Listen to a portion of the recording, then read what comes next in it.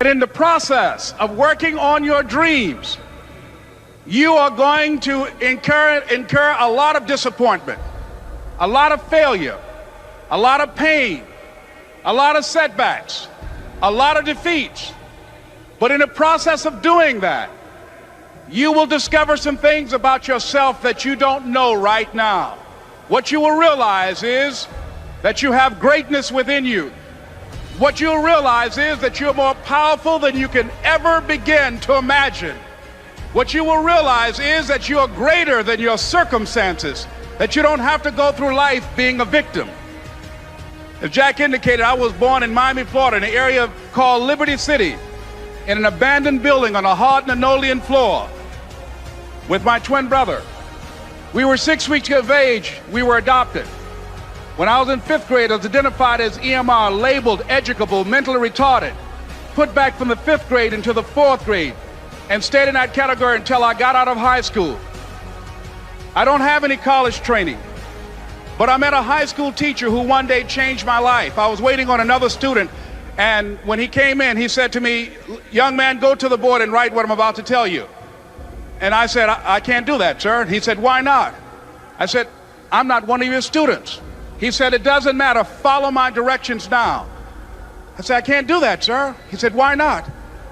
I said, "Because I'm educable, mentally retarded."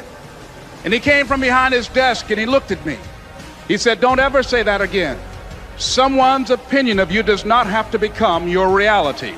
I'm saying this is the time more than ever that you want to begin to inoculate yourself with positive words, coming to conventions, showing up on meetings, being on the calls, to make yourself unstoppable, to get out of your mind the polluting negative thoughts that's causing most people to go through life being stuck because they're volunteer victims. Somebody said that many people die at age 25 and don't get buried until they're 65 because they got so much garbage in their minds. You are here because you've got a clear vision of what you want and where you're going. Give yourselves a round of applause.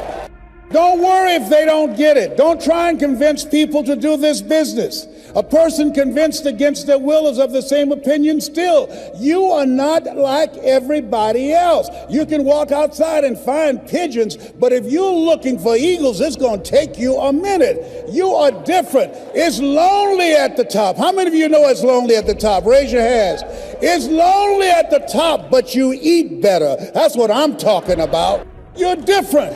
One great entrepreneur said, "I choose not to be a common man. It's my right to be uncommon if I can. I seek opportunity, not security. I do not wish to be a kept citizen, humbled and dulled by having the state look after me. I want to take the calculated risk, to dream and to build, to fail and to succeed. I refuse to live from hand to mouth. I prefer the challenges of life to the guaranteed existence, the thrill of fulfillment to the still calm of utopia. I will never cower before any master, nor bend to any threat. It's my heritage to stand erect, proud and unafraid, to face the world boldly and say, 'This I have done.' You showed up because you're building a business that you can stand and say, 'I did this. I did this.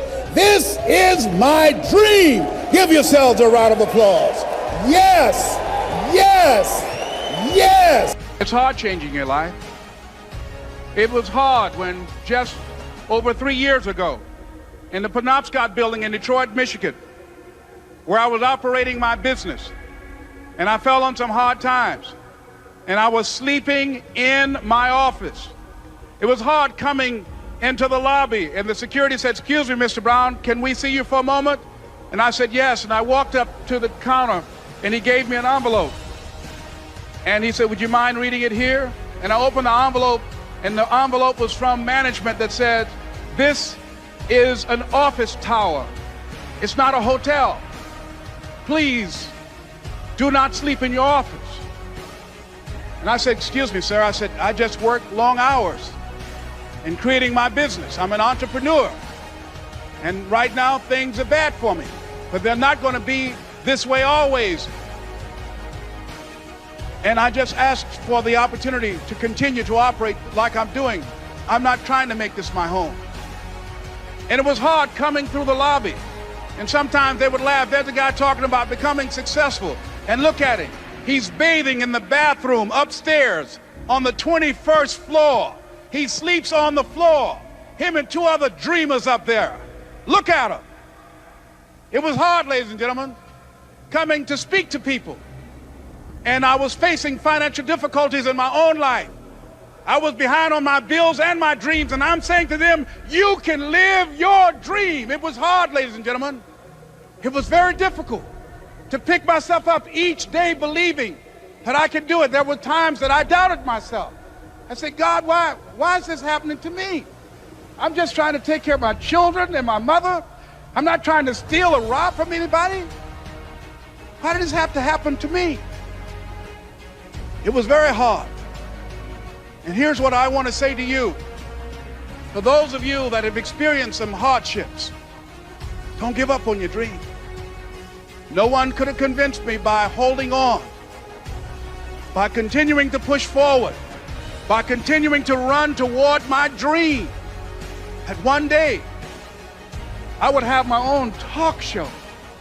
It's a long shot, ladies and gentlemen, from Liberty City, an abandoned building on a floor, never knowing my mother or father. It's a long shot. Being here with you today in this dome in Atlanta, it's a long shot. No college training, labeled educable, mentally retarded, but I kept running toward my dream. Don't stop running toward your dream. Here's what I discovered that happens to you in life, that you will go through things, and while you're going through them, you can't understand why it's happening to you. But after you go through it, you get back and you look at it and you say, oh, now I understand why I needed that lesson.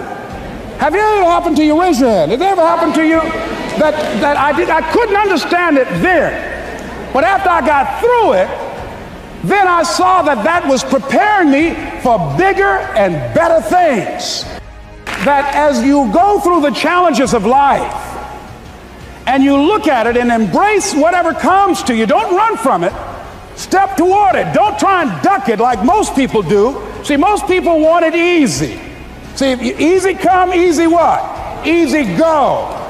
See, but when you go at what you're going to deal with and you deal with the difficulties of it, when you handle those hard things close at hand, making those hard decisions right now that you don't want to make, learning those things that you don't like to do, but you know that in order for you to get where you want to go, this is one of the hoops that you have to flip through.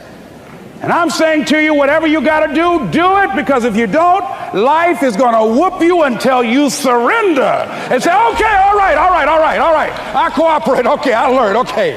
It had to wear me out a long time. So if it's hard, then do it hard. You're going to focus to develop your skills. The guy was the new owner of a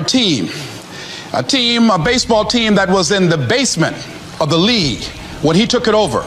He went to the pitcher and he said, what is your best throw? He said, well, I got a good curveball and I've got a good fastball. And he went on talking about his different throws. He said, but tell me this, what is your best throw? He thought for a moment. He said, I've got a good fastball. He said, that's all I want you to work on. Nothing else. Just develop your fastball. The next year, they went to the World Series. Most people don't know where their fastball is. Most people go through life never discovering what their talents are. Most people never develop their talents. They have skills and abilities, but if you don't nurture them, if you don't develop them, they will never serve you. Your gifts can take you many places if you develop your gifts.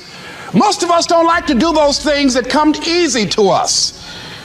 I've always loved to talk to people. I decided, taking this advice, to develop my skills as a speaker. And my gift has developed and it's taken me many places. You have something that you brought to the universe, and that if you decide that my life deserves my developing, this is what I do well, and becoming the best at it, and mastering myself, and seeing what I have within me. If you decide to drop your buckets where you are and develop your gifts, I grant you, you'll never ever be without. I grant you that your gifts will take you places that will literally amaze you. I grant you that if you begin to work to develop your gifts, you'll develop a strong sense of happiness. You'll get a larger vision of yourself, because part of beginning to get a larger vision of yourself, all of us need some area of our lives where we can have a feeling of competence. That people know when they think about this area, that's something you do. That you eat and sleep that. And that you do that. You do that. And people know it. And you know it. So you've got to work on it.